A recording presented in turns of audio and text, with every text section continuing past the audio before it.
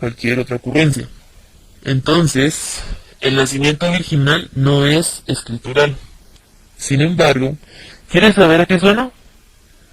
Cualquier otra sociedad pagana de la época proclamaba que sus dioses nacían de vírgenes. Este, amigos, no es un concepto judío. Ni siquiera era ya la superficie.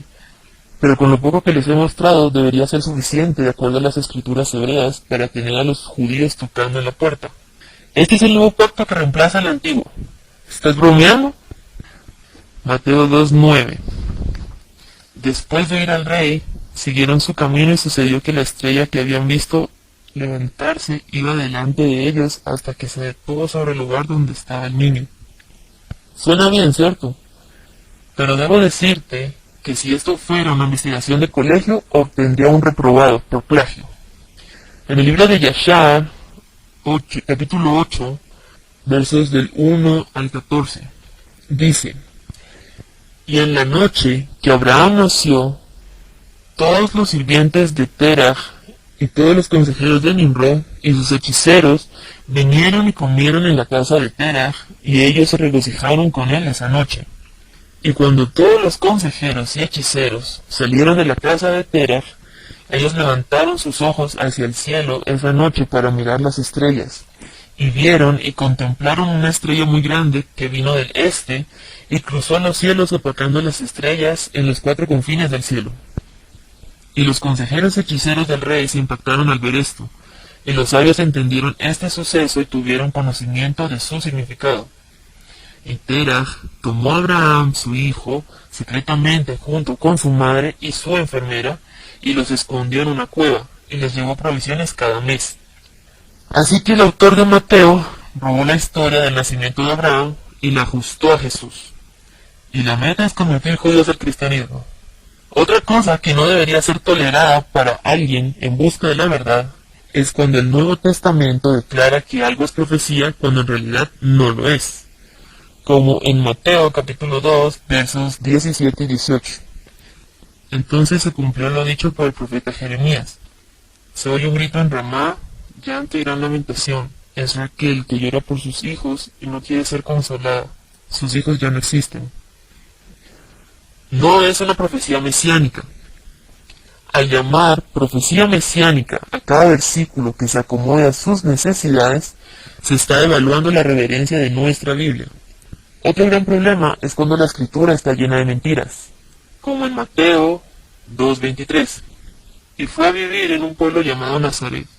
Con esto se cumplió lo dicho por los profetas. Lo llamarán Nazareno. Amigos míos, voy a donar $1000 a la obra de caridad favorita del que encuentre ese verso en las escrituras judías. Pero les advierto, va a ser difícil. ¿Por qué? Pues porque el verso no existe. Ellos lo inventaron. Estúpido, ¿no? Mateo capítulo 2, 12-14. ¿Es esto una distorsión de la profecía o es acaso un versículo que se encuentra en Oseas 11? Cuando Israel era un niño, lo amé, y fuera de Egipto llamé a mi hijo. ¿Qué tiene que ver eso con Jesús? Y aún los cristianos cuentan este verso como una de las 300 profecías que cumplió Jesús. Amigo, ningún judío en sus 5 sentidos que razone perfectamente aceptará esto como una profecía. También, si José, María y Jesús huyeron a Egipto mientras Herodes masacraba a los niños varones menores de 2 años, ¿por qué en Mateo 2, 13-16 dice que el primo de Jesús, Juan el Bautista, que también era menor de 2 años, ¿cómo es posible que haya sobrevivido sin necesidad de huir? De hecho, en Lucas 2, 21-39, dice que ellos no huyeron a Egipto, sino que se quedaron para los rituales del templo.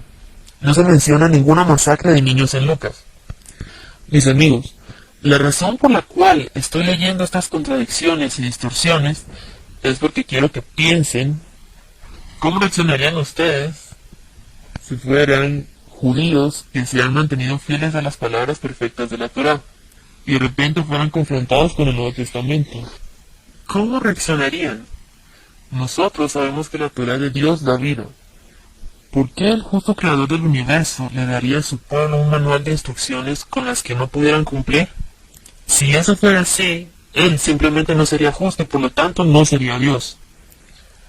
Lo que los cristianos siempre preguntan a los judíos es si han sido perfectos, que se han mantenido la Torá al 100% sin siquiera pecar, y que se han llevado sacrificios de sangre para perdón de los pecados. La respuesta a todo esto debe ser sí. Y si les dices que no, pues te responden que estás destinado a las llamas del infierno. Ahora, este argumento podría tener sentido únicamente para un cristiano, porque los judíos no desarrollaron el concepto de pecado original. Déjenme explicar. Para poder justificar el sacrificio de Jesús en la cruz, el cristianismo tuvo que asumir que el hombre necesita un salvador de las llamas del infierno. Y la otra alternativa de salvación era ser capaz de cumplir la Torá perfectamente sin pecar jamás. Los cristianos creen que porque el hombre pecó en el jardín del Edén, está destinado al infierno desde ese momento, a no ser que acepte el supremo sacrificio de Jesús, ya que si lo hace, podría estar parado rectamente frente a un Dios santo. El judaísmo enseña que a pesar que el hombre está predispuesto a pecar, él no es un esclavo del pecado. En otras palabras, cuando el hombre peca intencionalmente, el arrepentimiento sincero es la única forma de expiación que necesita. Más adelante cubriré este tema en mi video titulado Expiación Bíblica, así que no nos salgamos del tema. Otra metida de pata en el Nuevo Testamento se encuentra en Mateo 21, la entrada triunfal. Cuando se acercaban a Jerusalén y llegaron a Betfagé, al monte de los olivos, Jesús envió a 2 discípulos con este encargo. Vayan a la aldea que tienen enfrente y ahí mismo encontrarán una burra atada y un burrito con ella. Desátenlos y tráiganlos. Si alguien les dice algo, díganle que el Señor los necesita, pero que ya los devolverá. Esto sucedió para que se cumpliera lo dicho por el profeta. Digan a la hija de Sión, mira, tu rey viene hacia ti, humilde y montado en un burrito cría de una bestia de carga. Los discípulos fueron e hicieron como les había mandado Jesús. Llevaron a la burra y el burrito y pusieron encima sus mantos sobre los cuales se sentó Jesús. ¿Notaste lo que tuvo lugar acá? Zacarías 9:9 sí dice, alégrate mucho, hija de Sión, grita de alegría, hija de Jerusalén. Mira, tu rey viene hacia ti, justo, salvador y humilde. Viene montado en un asno, en un pollino cría de asno. ¿Escuchaste? En un asno, en un pollino cría de asno. ¿Eso significa que es un animal o dos? El autor de Mateo era tan ignorante que no entendió que el profeta estaba hablando de solamente un animal. Y como ves en el verso, dice que ellos le llevaron los 2 animales a Jesús y luego él montó sobre los 2. Ahora, es raro que los otros evangelios digan que Jesús solo vino montado en uno. Y aún más, aún durante la crucifixión, el Nuevo Testamento no sabe en dónde posicionar a María y a los discípulos. Mateo 27:55, Lucas 23:49 y Marcos 15:40. Por favor, hagan la comparación ustedes mismos. Uno por uno. Yo solo voy a poner las citas. Juan 7:38, Nueva Versión Internacional. De aquel que cree en mí, como dice la Escritura, brotarán ríos de agua viva.